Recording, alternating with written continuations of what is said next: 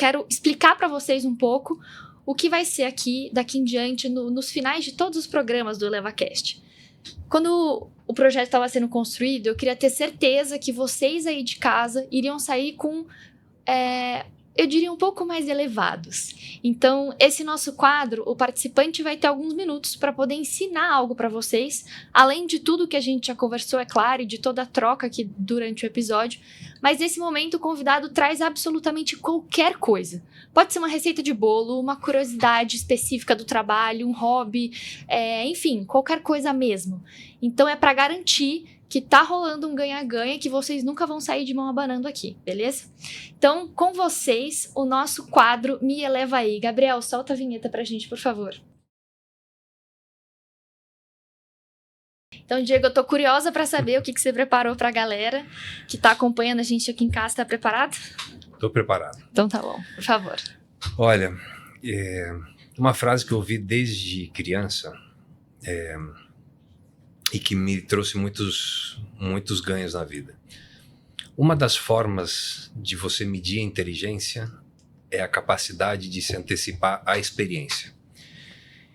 E com isso me fez ser um grande observador. Eu adoro observar, adoro aprender, principalmente de pessoas que têm muito sucesso, que são pessoas de destaque, né? Porque se eu conseguir absorver um pouco da experiência dessas pessoas, principalmente os erros e os acertos dessas pessoas, eu tenho certeza que eu estou fazendo bem para mim. E eu levei isso por toda a vida. Algumas coisas que eu aprendi que são interessantes para quem quer ter sucesso na vida. Todos os grandes executivos, todos os grandes empreendedores, todo mundo que tem sucesso na vida tem algumas características.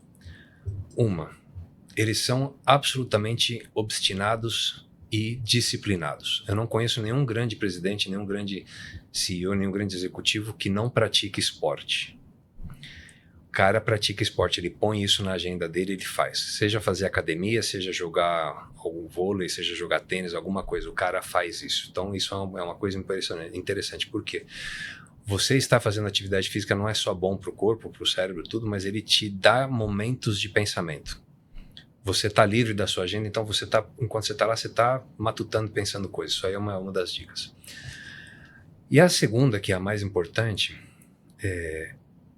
essas pessoas sabem pensar. Pensar é a coisa mais difícil que o ser humano tem para fazer.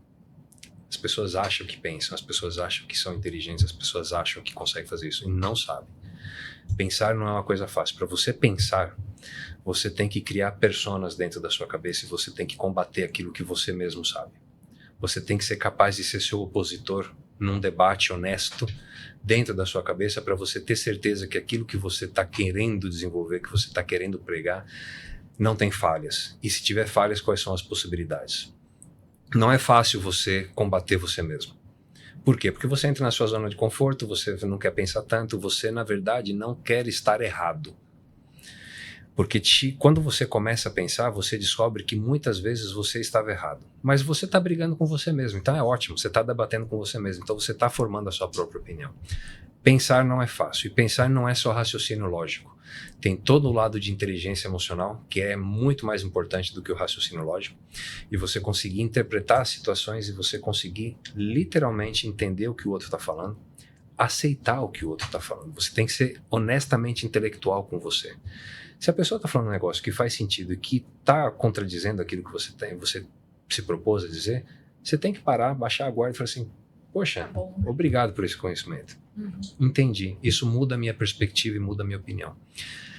Tem um livro muito legal que eu li. Na verdade, o livro é uma desgraça de ler.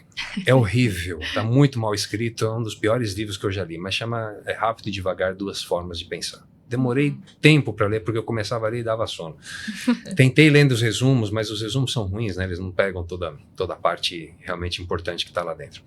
Então eu li esse livro e ele me ensinou formas diferentes de interpretar situações. Não é só forma diferente de pensar, são formas diferentes de interpretar situações. Por quê? Porque a primeira coisa quando você está aprendendo a pensar, que faz, eu quero responder uma pergunta, eu quero responder um tema com a primeira coisa que vem à sua cabeça. Normalmente está errado. Normalmente está errado. Para, pensa e faz isso. Os grandes executivos, eles fazem isso.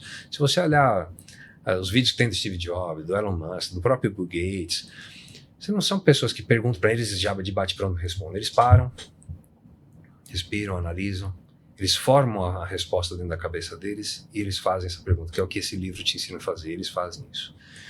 E por último, que é uma coisa de muito sucesso também, essas pessoas que são obstinadas, elas têm uma característica em comum. Eles não trabalham com ruídos. O que são ruídos?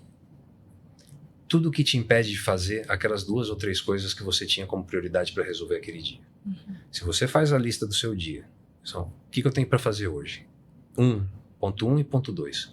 Tudo que te impede de fazer aquilo é ruído. Todo mundo consegue viver assim? Não. Aparentemente só o Elon Musk consegue fazer isso. As outras pessoas conseguem ter uma proporção de 80-20. 80% do tempo dedicado a fazer isso e 20% você vai se envolver com o ruído, porque é alguma coisa que você tem, que é uma ligação de alguém, de um amigo, da família, ou você quer dar aquela pausa e olhar as suas redes sociais ou jogar alguma coisa para você desplugar a mente, etc e tal. Mas se você consegue fazer essas 3 coisas, ou seja, cuidar do seu físico para você ter tempo de pensar na vida, aprender a pensar, formar as personas dentro da sua cabeça para combater as suas ideias e você chegar com coisas muito mais elevadas de pensamento. E terceiro é tirar o seu ruído ou deixar o ruído de lado e se focar naquilo que realmente você conseguia fazer. Se você fizer isso, eu tenho certeza que você vai conseguir se desenvolver uma pessoa de sucesso. Não importa qual é a sua área de atuação, você vai conseguir ter isso.